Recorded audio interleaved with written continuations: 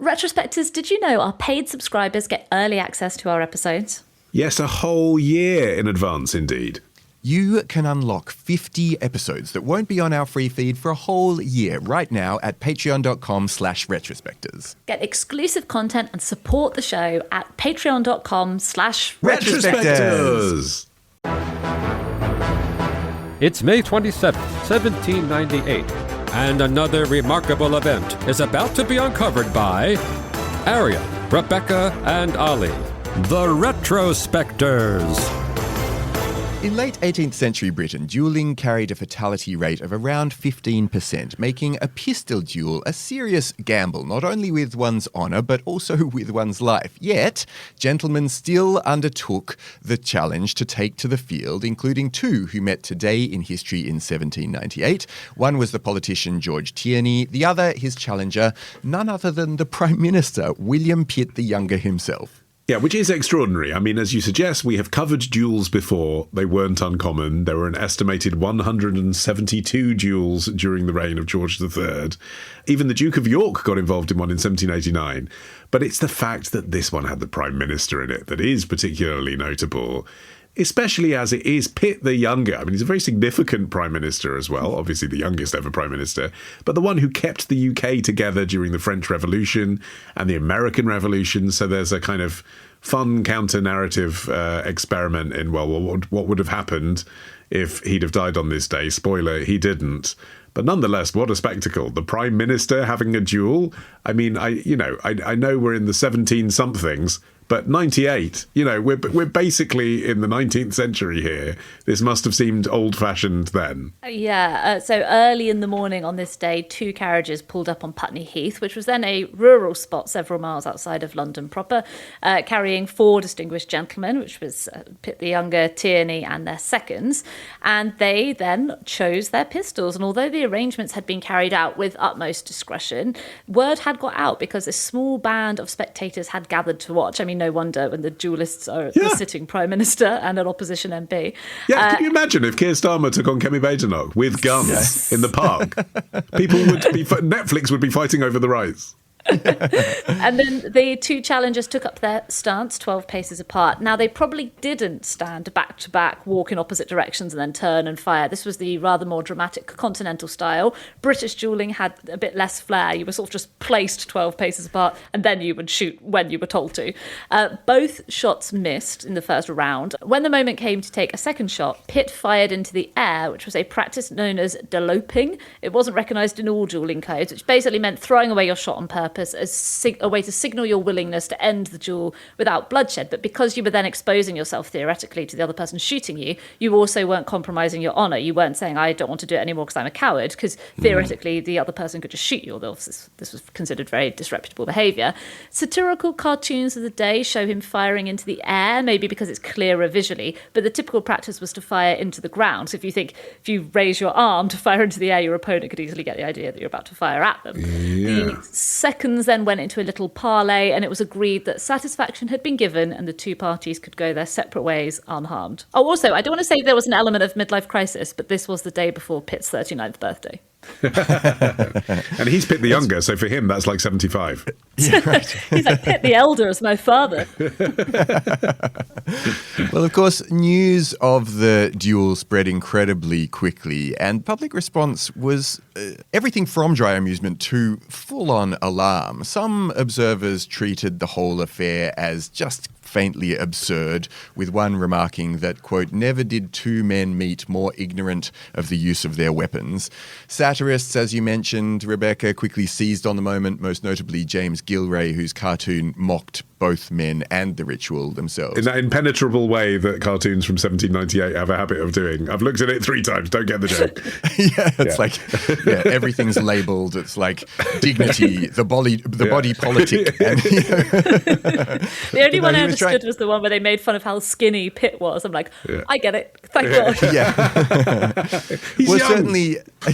Certainly he had portrayed both of the participants as kind of bumbling and kind of theatrical figures, less deadly marksmen and more sort of self-important politicians going through the motions. But I think the joke in essence was that, these weren't hardened duelists, but statesmen play acting at danger, more likely to miss than to kill. But even so, like that sense of alarm was that the Prime Minister had even risen to the challenge in the first place and felt like he wanted to take on a duel to, correct his besmirched honour. That seemed like a very risky thing to do for the head of Parliament. Yeah, like an outrageous thing to do. These were the elected representatives in debate, not in conflict. The whole symbolism of Parliament is that they've put down their arms. That's what those swords are about in the House of Commons. We should explain, what the context was, because it did start in the House of Commons, this argument. It was basically a debate about parliamentary process. It's ridiculous. Sort of pub fight escalation. So we're amidst the Irish Rebellion. Things are kicking off there. In the House of Commons, Pitt proposes a bill for, quote, the more effectual manning of His Majesty's Navy. Basically, he wants to increase the naval forces by 10,000 men and to do it quickly because of what's happening with the Irish. Tierney, as we've said, the leader of the opposition, didn't actually disagree with that, could recognise that it was probably necessary. But what he was saying in the House of Commons, as the leader of the opposition is basically bound to do, is, why do you need to do this so fast? We've got the House of Lords, there's checks and balances, we need to discuss this. I'm not sure you should be coming here just saying, give me 10,000 men. Even though in principle, I don't think he was opposed to the idea. But then Pitt is paranoid. He's like, why are you objecting? Are you covering for the French so they can invade us? And then he says in the House that Tierney's opposition to the measure could only be accounted for by, quote, a desire to obstruct the defence of the country.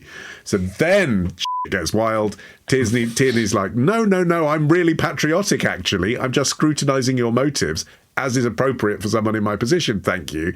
And it all kicks off. And it's just this sort of bravado of political debate that then becomes, I think, a genuine misunderstanding of where each man is coming from, when really, of course, they both agree that they should defend the country. Do you know what I mean? Yeah, I think the comment touched a raw nerve for Tierney. He was notorious for being what was then called the radical Whig faction. They were in support of the American Revolution, of the French Revolution. In fact, cartoonists frequently drew him in revolutionary attire. So when Pitt suggested that, he was deliberately dragging his feet on the supply of the Royal Navy, it was very clear the implication was that his loyalty to king and country was questionable. And that inference, he saw as impugning his honour. And Tierney objected on the spot to the phrasing, and he appealed to the Speaker. And as you'll see in the House of Commons today, the Speaker then gave the Prime Minister the opportunity to withdraw his remark. And Pitt, who was quite irked by all of this, declined to do so. But the next day, he received a visit from George Walpole, who was a former army officer who was now the MP for Derby,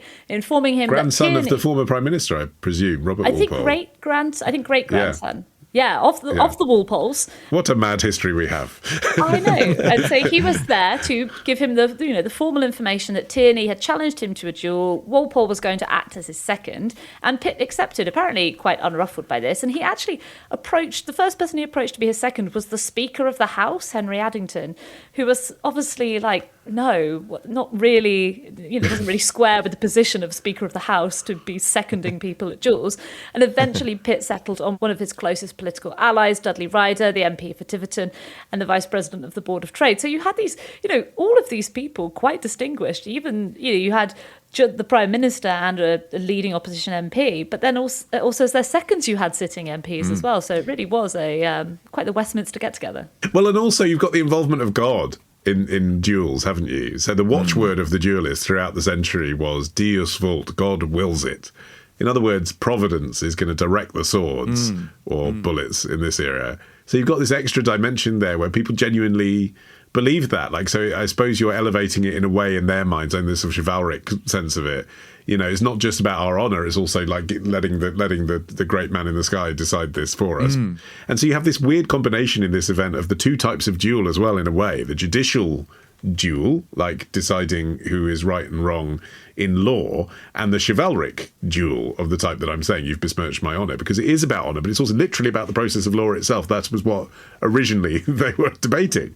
Yeah, there was a minor religious element of contention to this as well, because the duel took place on a Sunday, actually on Whit Sunday specifically. God wouldn't like that. Yes, it didn't sit right with some people, including William Wilberforce, who was another close ally of Pitt. But even so, he was horrified by the news of this showdown. He was morally opposed to duelling anyway, as many people were, because opinion had really shifted from this is something noble and cool to why should posh people get to take the law into their own hands when the rest of us would obviously be convicted of murder if we killed somebody in a non-ritualized setting. He'd been prime minister for 15 years at this point, having entered, as we alluded to, at the very tender age of 24. He was now at 38, a seasoned veteran statesman. And it was seen as, in some quarters, as an act of selfishness that he would indulge in these sort of, as you say, chivalric fantasies rather than focusing on the needs of a modern nation. And they weren't going to kill each other, were they? Not least because if the leader of the opposition had killed the prime minister, he can't carry on in his job, and he'd probably be pursued for murder and probably executed. Even so, this was not the last parliamentary duel. There was another one 11 years later, and it's even weirder because it involved two cabinet ministers from the same party. The Minister of War, Viscount Castlereagh, and the Foreign Secretary, George Canning, once again took place on Putney Heath in September 1809. Canning had never fired a pistol before. His second actually had to load and cock it for him, like literally put it in his hand and point it forwards. He ended up being shot in the leg, but again, in a sign that attitudes were continuing to harden towards duelling, both men ended up on the backbenches and spent a period in the wilderness. And the final parliamentary duel took place in 1829 and once again involved a sitting prime minister, in this case the Duke of Wellington, who was going up against George Finch-Hatton, the Earl of Winchelsea. And the showdown took place at Battersea Fields, now Battersea Park. Wellington shot first and missed. The Earl of Winchelsea, clearly aware of his luck, decided to delope, ending the matter peacefully. And apparently the two men remained on very friendly social terms afterwards. They frequently had dinner together. I mean, you call it the final parliamentary duel. That's not known. It could come back. True. Oh, do you think there's still hope? I think so. And if you disagree, I'll see you on Putney Heath on Sunday morning. Bring your seconds. Tomorrow. We've all seen those films when a plumber comes round to save a princess from distress. Ditch the ads and get a Sunday episode when you join Club Retrospectors. Patreon.com/retrospectors.